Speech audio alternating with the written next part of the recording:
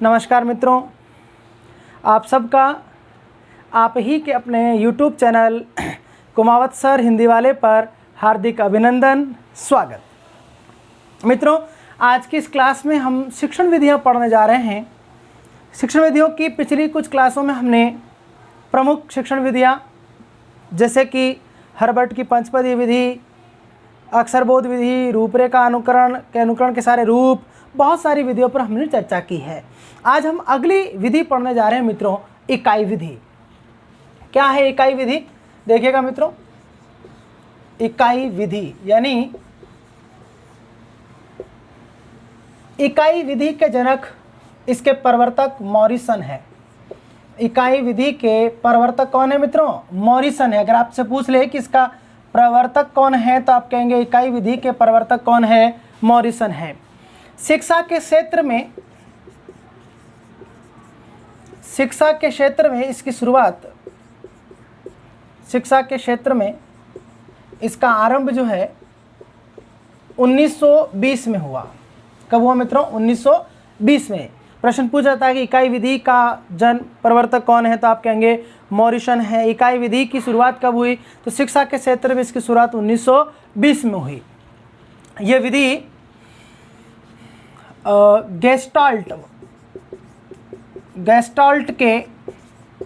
Gestalt की अवधारणा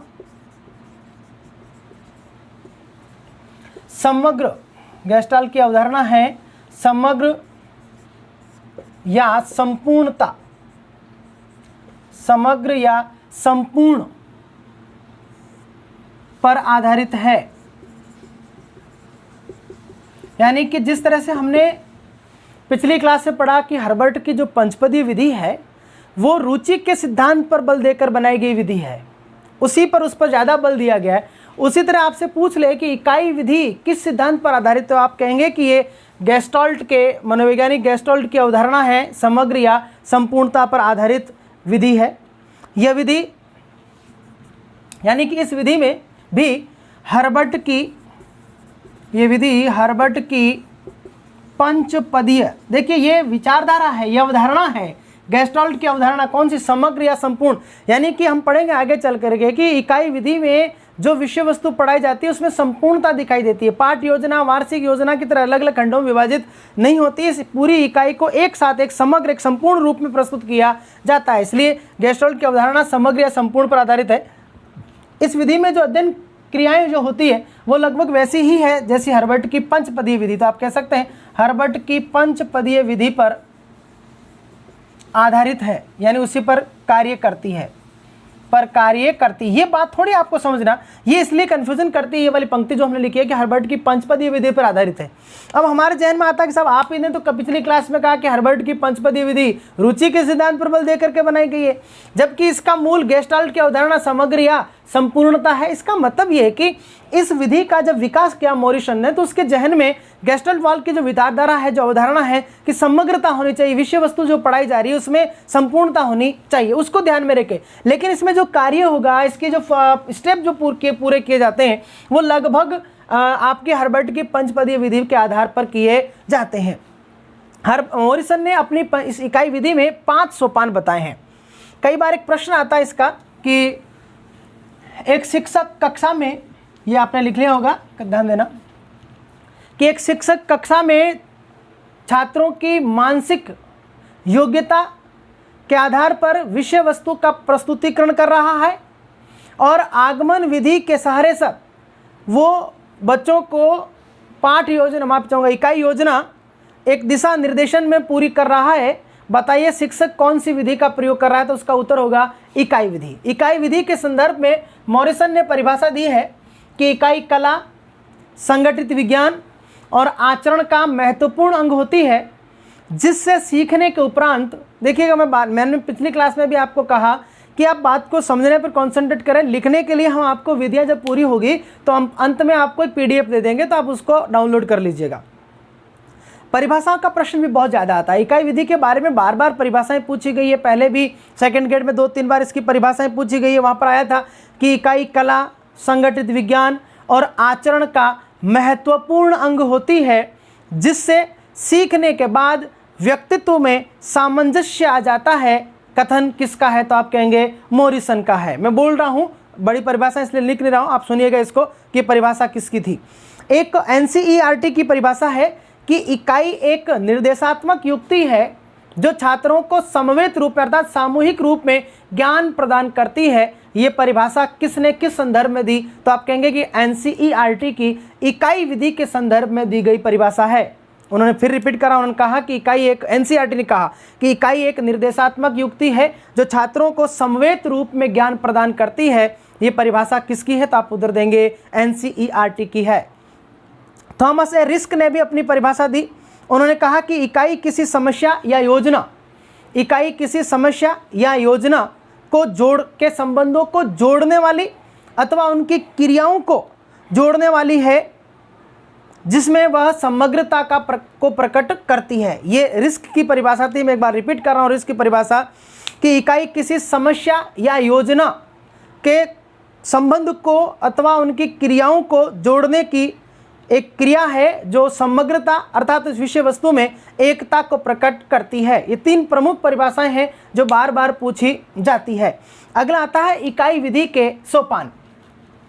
तो मॉरिसन की इकाई विधि के कितने सोपान है? ये भी प्रश्न आता है। देखो मित्रों, मैं वापस रिपीट कर रहा हूँ, इसके प्रश्न कैसे कैसे आते हैं।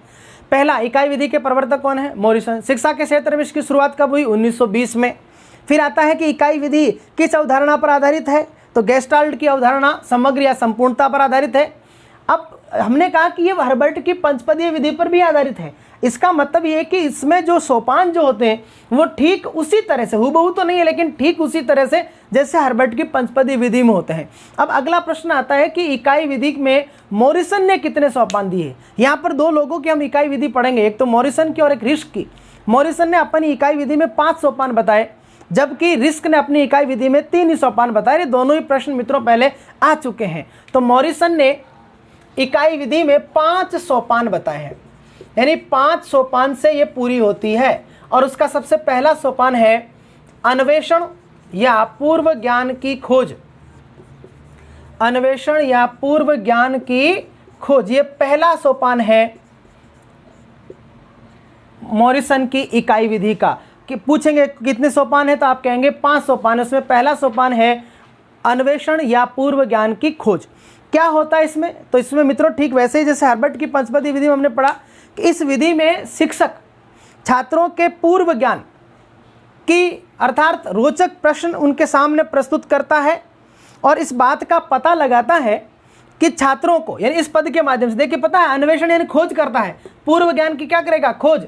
यानी इस पद के माध्यम से शिक्षक ये पता लगाने का प्रयास करता है कि छात्रों को इस इकाई के संदर्भ में पूर्व ज्ञान कितना है। इसके लिए वो 2-3 तरीके अपना सकता है, जैसे कि छात्रों से मौखिक प्रश्न करके, छात्रों से विचार विमर्श करके, अथवा कभी कभी कुछ लिखित प्रश्नों का सहारा लेकर के भी। हमने कभी कभी कहा है सामान्यतः प्रस्तावना वाले प्रश्नों के दौरान अथवा अन्वेषण और पूर्व ज्ञान की खोज वाले प्रश्नों के दौरान वर्बली विचार विमर्श होता है, मौखिक प्रश्न कर लिए जाते हैं, लेकिन वो इस तरह के तरीके अपना सकता है। ये इसका पहला पद है। दूसरा इसका पद है प्रस्तुतिकरण। प्रस्तुतिकरण ये बड़ा पद है इसका, प्रस्तुतिकरण इसलिए बड़ा पद है मित्रों, इस पद के माध्यम से शिक्षक छात्रों के सामने विषय वस्तु को प्रस्तुत करता है और वह ऐसा तब तक करता रहता है जब तक छात्र ये जाहिर ना कर देते। हम आगे चल के पढ़ेंगे ये इसका दोष बनता है, क्योंकि इसमें विषय वस्तु को शिक्षक तब तक बार बार दोहराता है जब तक छात्र ये जाहिर ना कर दे कि उन्होंने विषय वस्तु को पूरी तरह से समझ लिया है। समझ रहे मित्रों कहानी? दूसरी पद में क्या होगा? प्रस्तुतिकरण। दूसरा पद इसका क्रम चलेगा कि इसके माध्यम से शिक्षक जो है प्रस्तुतिकरण का मतलब ही विषय वस्तु को प्रस्तुत करना। अब वो बातचीत के माध्यम से कर सकता है, विचार विमर्श के माध्यम से कर सकता है, लेकिन उस विषय वस्तु को प्रस्तुत करने में लिए तब तक वो रिपीटेशन करता रहेगा तब तक छात्र इस बात को जाहिर न कर दे, स्पष्ट न कर दे कि हमें विषय वस्तु समझ में आ गई है। इसका तीसरा सोपान है मित्रों आत्मीकरण। आत्मीकरण, आत्मीयता। आत्मीकरण में क्या होता है? इस सोपान अथवा इस पद के दौरान या इसके माध्यम से छात्र सीखी गई विषय वस्तु को आत्मसात करते हैं, इसलिए उन्हें सीखी गई विषय वस्तु को आत्मसात करने का अवसर दिया जाता है। विषय वस्तु को आत्मसात का मतलब है कि अपने हृदय में, अपने मस्तिष्क में उसको उकेर लेना, उसको समझ लेना कि कैसे हम इस चीज़ को सीखेंगे। जैसे कि क्लास में एक शिक्षक आपको पढ़ाता है, पढ़ाने के बाद आपको अपने स्तर पर, अपने हिसाब से उसको सीखने का अवसर दिया जाता है। इस दौरान बच्चे, विद्यार्थी जो हैं शिक्षक से संवाद करके अपनी विषय वस्तु को आत्मसात कर सकते हैं, एक दूसरे से डिस्कशन करके आत्मसात कर सकते हैं, तो उसको लिख करके भी आत्मसात कर सकते हैं। ये इसका तीसरा पद है। चौथा इसका पद है संगठन या सुव्यवस्थीकरण। संगठन या सुव्यवस्थीकरण, और ये भी इसका बहुत इंपॉर्टेंट है। संगठन और सुव्यवस्थीकरण का मतलब है कि इस पद के माध्यम से छात्र विषय, जो इकाई की विषय वस्तु है, उसको लिख करके व्यवस्थित करते हैं, अर्थात ज्ञान को संगठित करते हैं, एक क्रमबद्ध रूप में अपने जहन में, अपने मस्तिष्क में उसको उतारते हैं। और विद्यार्थी जब ऐसा कर सकते हैं, ऐसा कर लेने में सक्षम हो जाते हैं, तो ये समझ लिया जाता है कि छात्रों ने इकाई की विषय वस्तु को पूरी तरह से समझ लिया जाता है। इसलिए संगठन या सुव्यवस्थीकरण होता है, अर्जित ज्ञान। और पांचवा है इसका वाचन कह सकते हो आप, उसको मूल्यांकन कह सकते हो, उसको आत्म अभिव्यक्ति भी कह सकते हो। वाचन या मूल्यांकन या आत्म अभिव्यक्ति, ये पांचवा सोपान है। क्रम आता, ध्यान रखना। पहला सोपान है अन्वेषण या पूर्व ज्ञान की खोज, फिर विषय वस्तु का प्रस्तुतिकरण करेगा। ऐसा तब तक करता रहेगा जब तक छात्र जाहिर न कर दे कि विषय वस्तु को समझ लिया है। फिर उनको समझी गई विषय वस्तु को आत्मसात करने का अवसर दिया जाता है, तीसरा पद। आत्मसात करने के बाद अगला सोपान आता है संगठन या सुव्यवस्थीकरण। सीखी गई विषय वस्तु को, ज्ञान को क्रमबद्ध रूप में सुव्यवस्थित करने का अवसर मिलता है, और छात्र अगर ऐसा करने में सक्षम है तो ये समझ लिया जाता है कि उन्होंने इकाई की विषय वस्तु को पूरी तरह से समझ लिया है। अंतिम है मित्रों वाचन, मूल्यांकन या आत्म अभिव्यक्ति। इसका मतलब ये है कि इसको वो दो पदों से पूरा करता है। ये भी है, वाचन दो प्रकार से पूरा करता है, एक तो आदर्श विधि के माध्यम से और एक वास्तविक विधि के माध्यम से। यानी शिक्षक द्वारा छात्रों को अथवा विद्यार्थियों को सिखाई गई विषय वस्तु का वो मूल्यांकन करता है, या आत्म अभिव्यक्ति इसलिए कह रहे हैं कि छात्र दो तरह से उसको स्पष्ट करते हैं मूल्यांकन के दौरान। एक तो आदर्श वाचन के माध्यम से। आदर्श वाचन में छात्रों को ठीक वैसा ही प्रेजेंटेशन करना होता है, ठीक वैसा ही बताना होता है जैसा कि शिक्षक ने उनको समझाया है, जबकि वास्तविक में वैसा होता है जैसा कि छात्रों ने हकीकत में वास्तविक स्तर पर सीखा है। तो ये 5 पद होते हैं मित्रों इकाई विधि के, मॉरिसन की इकाई विधि के। एक बार पूरा वापस रिपीट कर रहा हूँ। इकाई विधि के प्रवर्तक मॉरिसन है। 1920 में शिक्षा के क्षेत्र में इसकी शुरुआत हुई। ये गेस्टाल्ट की समग्र या संपूर्णता पर आधारित है, अर्थात इसमें विषय वस्तु में एक संपूर्णता बनी रहती है। ये हर्बर्ट की पंचपदी विधि की तरह ही 5 सोपानों से पूरी होती है। पहला है अन्वेषण, दूसरा प्रस्तुतिकरण, तीसरा आत्मीकरण, चौथा संगठन और 5वां वाचन। फिर इसकी हमने कुछ परिभाषाएं पढ़ी जो बार बार आती है। इकाई एक निर्देशात्मक युक्ति है जो छात्रों को संवेद रूप में ज्ञान प्रदान करती है, एनसीईआरटी की परिभाषा है। इकाई कला, संगठित विज्ञान, आचरण और वातावरण का एक महत्वपूर्ण अंग होती है जिससे सीखने के उपरांत व्यक्तित्व में सामंजस्य आ जाता है। किसने कहा? मॉरिसन ने कहा। ये प्रमुख परिभाषाएं थी। उसके बाद अगला आता है रिस्क द्वारा प्रतिपादित इकाई विधि। रिस्क ने अपनी इकाई विधि में 3 पद दिए, इसलिए दोनों का प्रश्न आता है। ये हमने मॉरिसन की इकाई विधि पढ़ी, 5 सोपान है, 1920 में इसका प्रयोग हुआ। अब आता है कि इकाई विधि रिस्क द्वारा प्रतिपादित इकाई विधि। किसके द्वारा? रिस्क, पूरा नाम इनका थॉमस ए रिस्क। रिस्क ने अपनी इकाई विधि में कितने सोपान दिए? तो आप कहेंगे 3 सोपान दिए हैं। कितने सोपान मित्रों? 3 सोपान दिए हैं रिस्क ने। दोनों प्रश्न आता है, मॉरिसन ने 5 और रिस्क ने 3। 3 में सबसे पहला है इनका इकाई की प्रस्तावना। ये पूछा जाता, 3 पद है इकाई की प्रस्तावना। पहला मैं लिख रहा हूं इकाई की प्रस्तावना, ये पहला पद दिया इन्होंने। यानी कि इसमें ठीक वैसे ही काम करेगा जिस तरह से हमने मॉरिसन की इकाई विधि में अन्वेषण, यानी यहाँ पर इसमें इस पद को पूरा 3 तरह से पूरा करेगा। यानी इसका मकसद क्या था, ये इस इम्पॉर्टेंट है कि इकाई विधि की प्रस्तावना में क्या उन्होंने उद्देश्य बताए। पहला उद्देश्य उन्होंने ये बताया कि इसका पहला उद्देश्य है छात्रों का ध्यान छात्रों का ध्यान पाठ्य पुस्तक की ओर आकृष्ट करना और आकृष्ट करना, ये पहला उद्देश्य बताया। यानी रिस्क ने अपनी इकाई विधि में 3 पद दिए, उसमें पहला पद है मित्रों इकाई की प्रस्तावना, और इसमें इसने 3 उद्देश्य बताए कि इसके भीतर हमारे 3 उद्देश्य होंगे। सबसे पहला हमारा उद्देश्य यह है इस पद को रखने का कि छात्रों का ध्यान जो है वो विषय वस्तु की ओर आकृष्ट करना। दूसरा, छात्रों को सीखने के लिए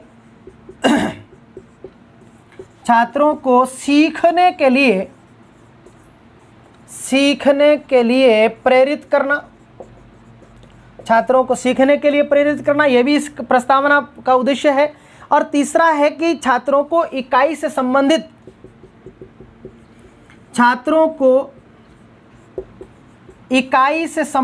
क्रियाओं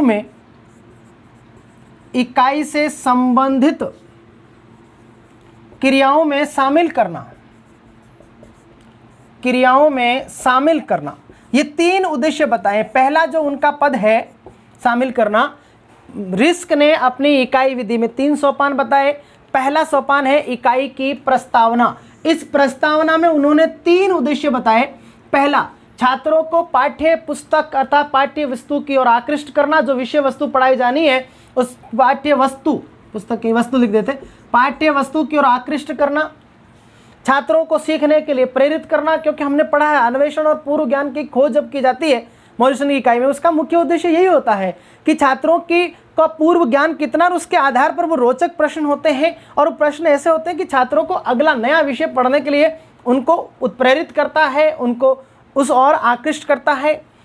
छात्रों को इकाई से संबंधित क्रियाओं में शामिल करना, यानी धीरे धीरे उनको यहाँ तक लेकर के आ जाना कि आज मित्रों हम ये पढ़ेंगे, यानी पहले कुछ प्रश्न किए और धीरे धीरे उनका ध्यान उधर आकृष्ट किया, सीखने के लिए प्रेरित किया, और फिर अपना उद्देश्य रख दिया कि आज हम ये विषय पढ़ेंगे। दूसरा इनका है इकाई का विकास। 3 में से पहला हुआ इकाई की प्रस्तावना, दूसरा है इकाई का विकास। दूसरा पद मॉरिसन का, रिस्क का, इकाई का विकास, इकाई का विकास। इसमें इन्होंने निम्नलिखित बातें बताई है। नंबर 1, व्याख्यान, यानी व्याख्यान के माध्यम से अपनी विषय वस्तु का प्रस्तुतिकरण कर देगा। भाई देखो, मॉरिसन ने 5 पद बताए, रिस्क ने 3 बताए, वो इन 3 पदों में पूरी कर रहा है। पहला जो पद एक बताया इकाई की प्रस्तावना, उसमें बताया कि इसमें क्या हम लेकर के चलते हैं। यानी रिस्क ने कहा कि जो इकाई की प्रस्तावना वाला पद होगा उसमें हम 3 प्रमुख बातें लेकर चलेंगे कि एक तो छात्रों का ध्यान पाठ्य वस्तु की ओर आकृष्ट करना, उनको पढ़ने के लिए सीखने के लिए प्रेरित करना, और जो इकाई पढ़ाएगी उस क्रियाओं में उनको संलग्न करना। दूसरा उन्होंने कहा इकाई का विकास करेगा। विकास का मतलब उस इकाई को पूर्ति की ओर लेकर के जाएगा, समझाने के, उसके लिए पहला स्टेप अपनाएगा व्याख्यान, यानी कि व्याख्यान के माध्यम से जो उनकी विषय वस्तु उसको वो प्रस्तुत करेगा। विचार विमर्श, छात्रों के साथ विचार विमर्श करेगा और ये जानने की कोशिश करेगा कि जो व्याख्यान के माध्यम से विषय वस्तु प्रस्तुत की है क्या छात्र उसको समझ पा रहे हैं या नहीं पा रहे। फिर तीसरा है इसी का स्टेप है अभ्यास, छात्रों से अभ्यास करवाएगा। उसके बाद निर्देशित अध्ययन या स्वाध्याय, शिक्षक के निर्देशन में निर्देशित स्वाध्याय या अध्ययन कह सकते हैं। शिक्षक के निर्देशन में छात्र अध्ययन करेंगे। पुनरीक्षण, पुनः उसका निरीक्षण करेगा। और छठा इसका उन्होंने बताया है सारांश लेखन। ये 6 पदों के माध्यम से इस दूसरे सोपान को पूरा करेगा। यानी दूसरा उनका सोपान है इकाई का विकास। व्याख्यान देगा, विचार विमर्श, अभ्यास, निर्देशित अध्ययन, पुनरीक्षण और सारांश लेखन। और इन्हीं का तीसरा पद है इकाई की पूर्ति। यानी रिस्क का तीसरा पद है इकाई की पूर्ति। पहला था इकाई की प्रस्तावना, दूसरा इकाई का विकास और तीसरा है इकाई की पूर्ति। ये तीसरा पद है इकाई की पूर्ति। किसकी इकाई विधि का पद? रिस्क की इकाई विधि का तीसरा पद है इकाई की पूर्ति।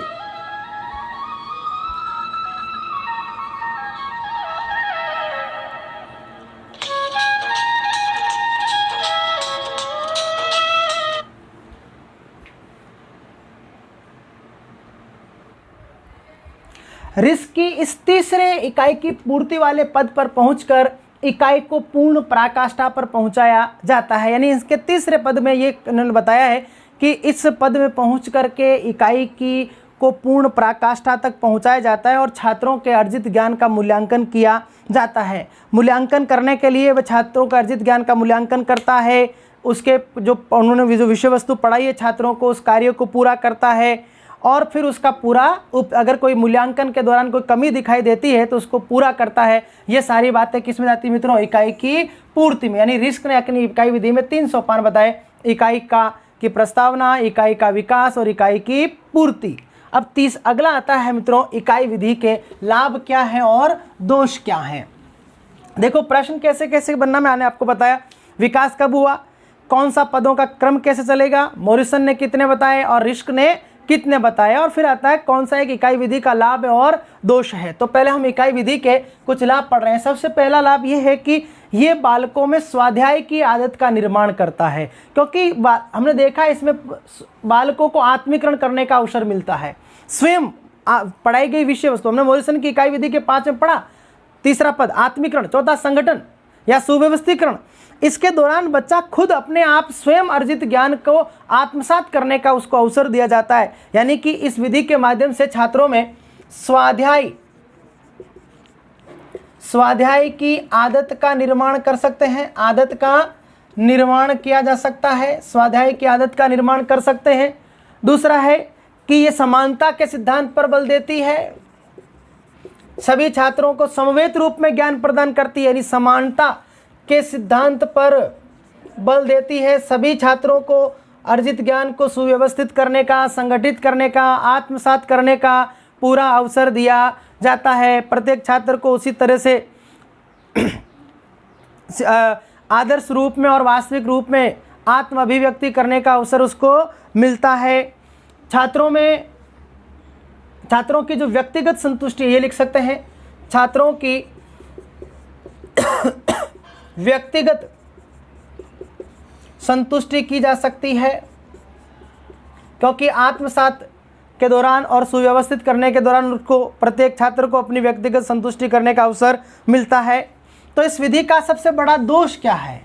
दोष यह है कि इस विधि में समय अधिक लगता है। ये दोष इसका, समय अधिक लगता है, ये इस विधि का सबसे बड़ा दोष है। क्योंकि इस विधि का जो दूसरा सोपान था प्रस्तुतिकरण, उसमें शिक्षक तब तक विषय वस्तु को प्रस्तुत करता रहता है जब तक छात्र जाहिर ना कर दे कि विषय वस्तु उनको पूरी तरह समझ में आ गई है। बार बार रिपीटेशन से कक्षा का वातावरण नीरस होता है, कक्षा का वातावरण नीरस होता है, ये भी इसका दोष है। नीरस इसलिए होता है वातावरण क्योंकि हमने पढ़ा है कि प्रस्तुतिकरण के दौरान विषय वस्तु को तब तक प्रस्तुत करते हैं जब तक छात्र जाहिर नहीं कर दे कि उन्होंने विषय वस्तु को समझ लिया है। अब ऐसा बार बार करने से कुछ ऐसे बालक के जो अच्छी बुद्धि लब्धि वाले हैं उनको एक ही बार में बात समझ में आ जाती है और फिर वो इरिटेट होने लग जाता है बार बार रिपीटेशन करने से, इसलिए कक्षा का वातावरण भी नीरस होता है। ये इसके दोस्त है। ये हमारी इकाई विधि पूरी हुई। अगली क्लास में हम अगली विधि के साथ हाजिर होंगे, अभिक्रमित अनुदेशन विधि के माध्यम से। तब तक के लिए जय हिंद, जय भारत, वंदे मातरम।